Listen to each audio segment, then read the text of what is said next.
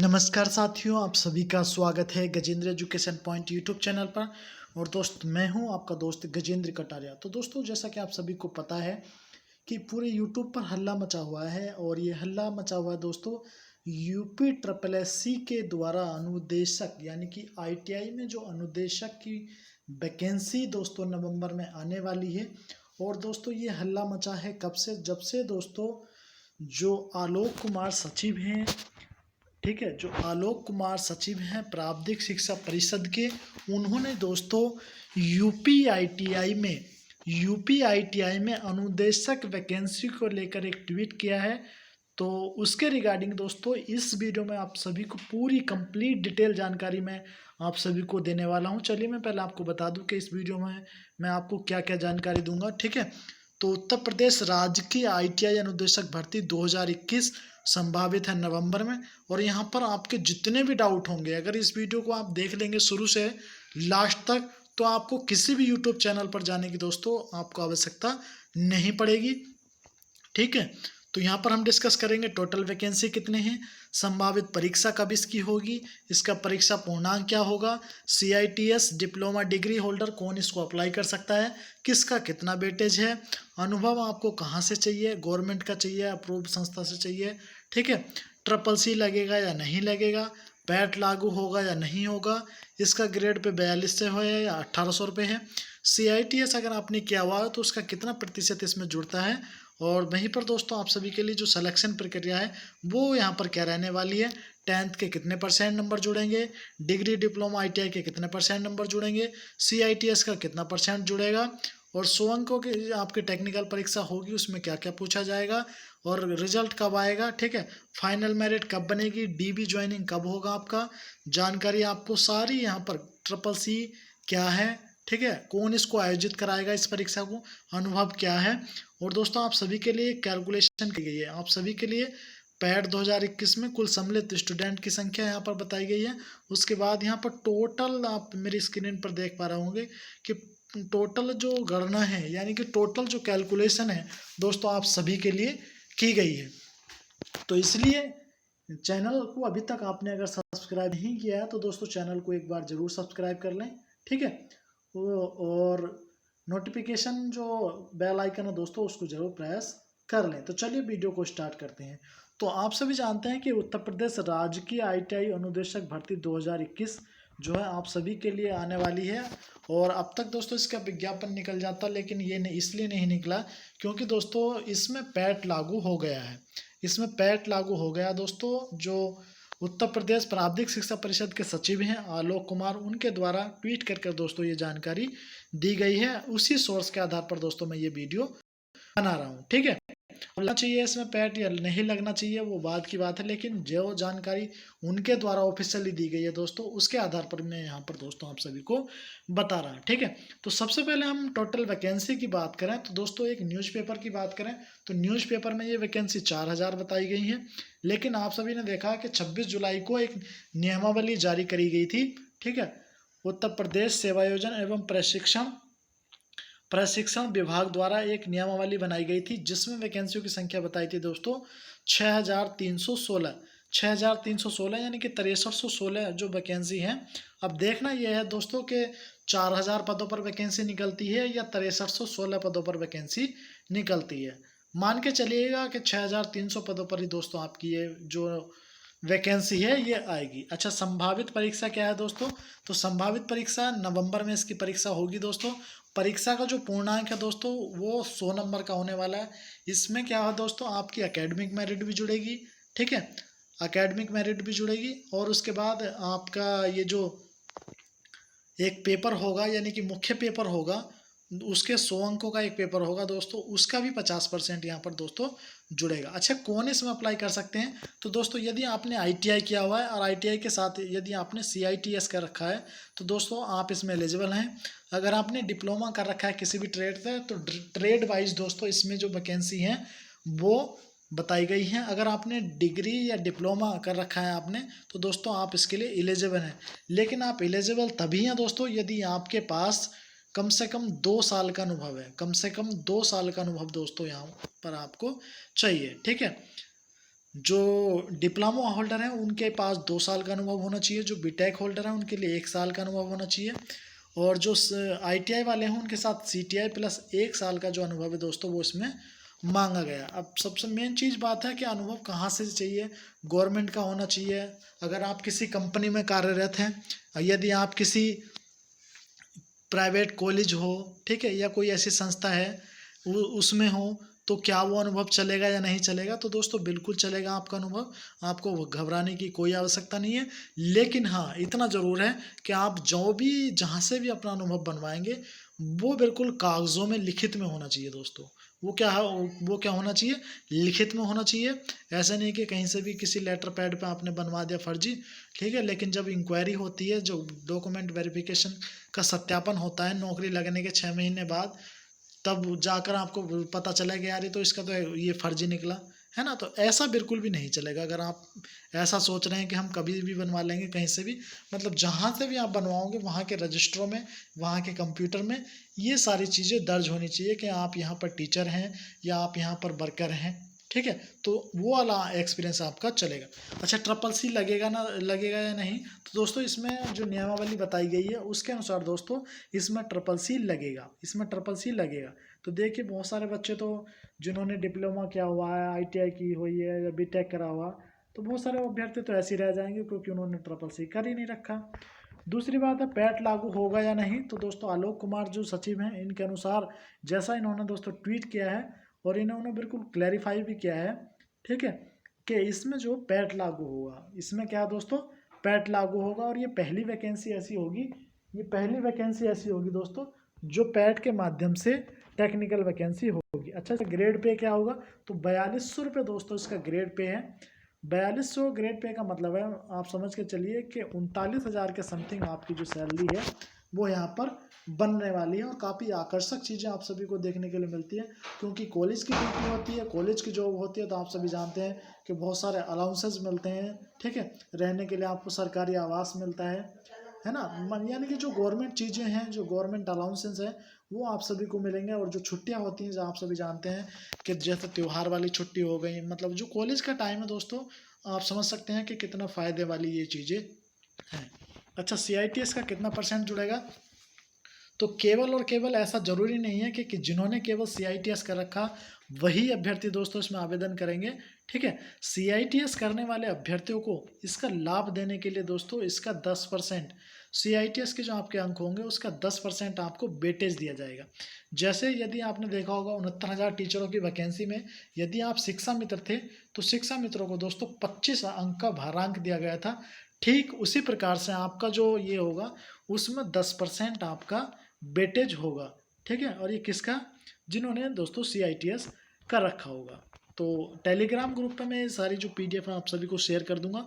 Telegram group है Gajendra education point, और हमारा यूट्यूब चैनल है गजेंद्र एजुकेशन पॉइंट, ठीक है। सब्सक्राइब जरूर कर लीजिएगा एक बार, क्योंकि हम दोस्तों बिल्कुल हवा में कोई भी बातें नहीं करते हैं, बिल्कुल पूरी सच्चाई के साथ, पूरी ऑथेंटिकेशन के साथ, तभी दोस्तों मैं ये वीडियो आप सभी के सामने बना रहा हूँ। तो सिलेक्शन प्रक्रिया को देख लीजिए। सिलेक्शन प्रक्रिया में क्या होगा, तो सबसे पहली बात है 10th के जो अंक है, यदि आपके 10th के अंक होंगे वो यहाँ पर बहुत मैटर करता है। और आप सभी जानते हैं कि जब से 2012 के बाद, 2012 के बाद यदि आपके 10th में 70%, 75%, लेकिन ये नुकसान वाली चीज़ें उन सभी के लिए है जो जिनका जो दोस्तों हाई स्कूल है वो 2012 से पहले है। उस समय क्या होता था दोस्तों, हाई स्कूल में 55% आ गई, 45% आ गई, 50% आ गई, मतलब परसेंटेज कम आती थी। तो यहाँ पर उनको उनको फ़ायदा देखने के लिए मिल सकता है। तो जो 10th के अंक है दोस्तों आपके 20% जुड़ेंगे। कितने अंक जुड़ेंगे, 20% जुड़ेंगे। अच्छा, डिग्री, जो भी टेक्निकल आपने क्वालिफिकेशन होगी, आपकी डिग्री हो, आपकी डिप्लोमा हो या ITI है, तो उसके आपके दोस्तों 20% अंक जुड़ेंगे। कितने, 20% अंक जुड़ेंगे। और CITS का 10% यदि आपने अगर किया हो तो इन तीनों को मिलाकर मैं बात करूँ तो 50% इसका जुड़ेगा। और एक 100 अंकों की टेक्निकल एग्जाम होगा, एक 100 अंकों का एक टेक्निकल एग्जाम होगा जो पैट का जो रिजल्ट आएगा दोस्तों, उसके बाद जो UPSSC है कंडक्टिंग एजेंसी दोस्तों, UPSSC को ये जिम्मा दिया गया है।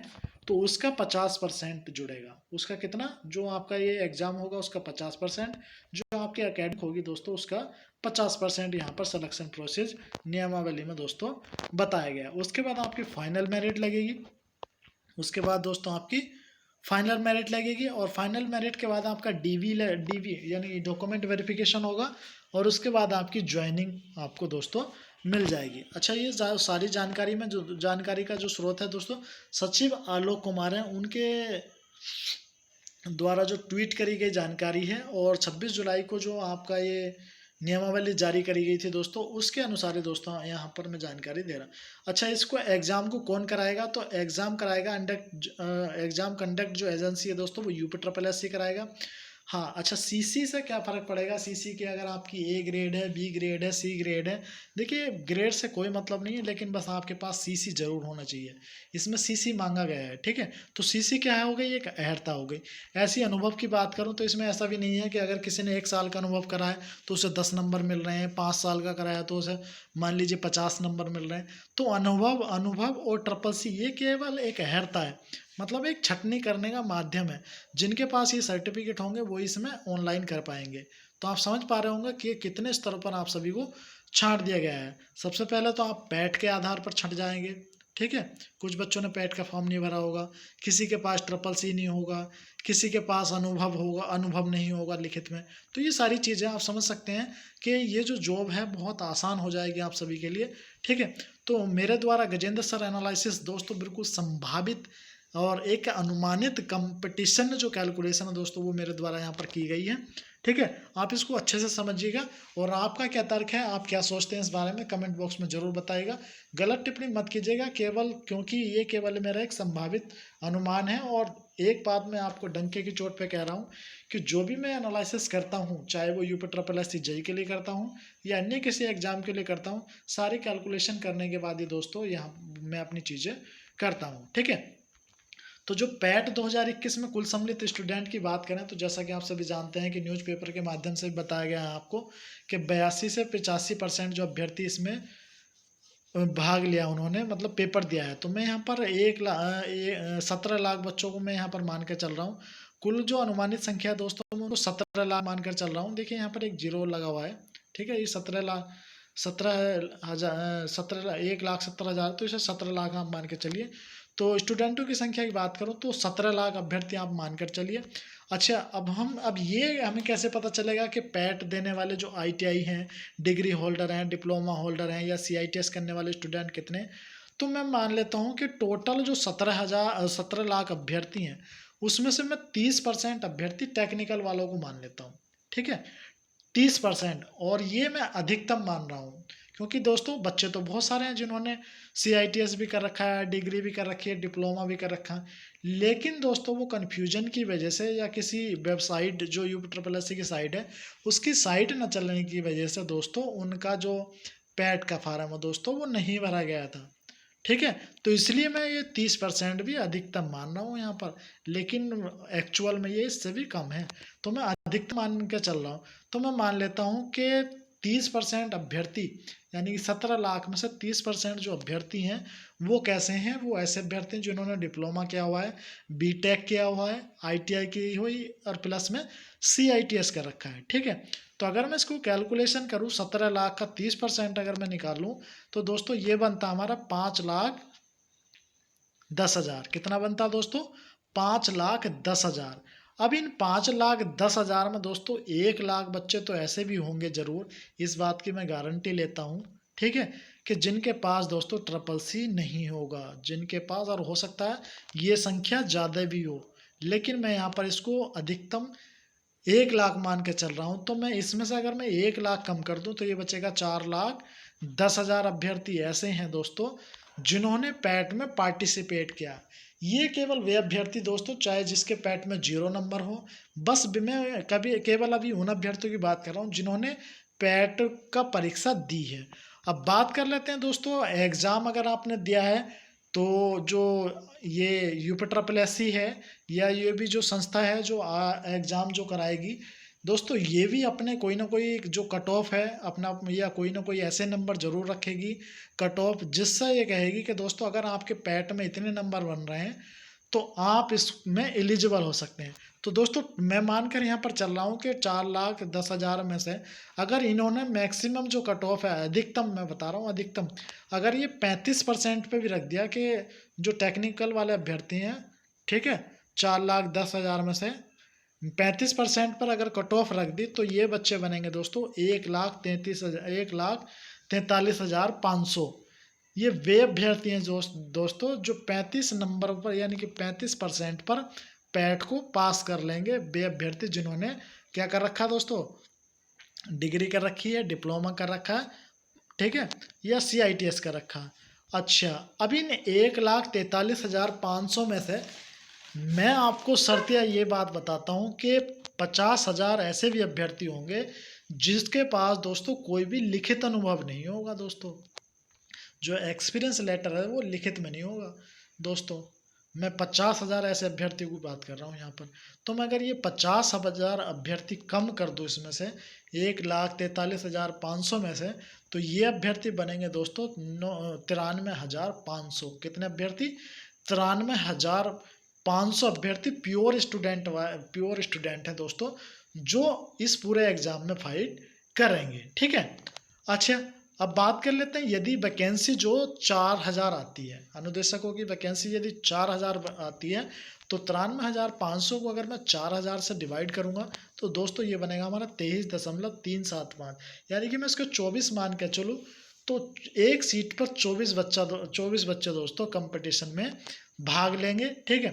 यदि मैं अगर ये भर्ती की संख्या जैसा कि मैंने ऊपर भी बताया, तो 6300 अगर मैं इसको 16 मान लेता हूँ दोस्तों, 6316, तो मैं इसको भाग करता हूँ 93,500 को अगर 6316 से डिवाइड करता हूँ तो ये बनता है दोस्तों 14.80, यानी कि मैं इसको 15 मतलब एक सीट पर 15 कैंडिडेट मान लेता हूँ, ठीक है।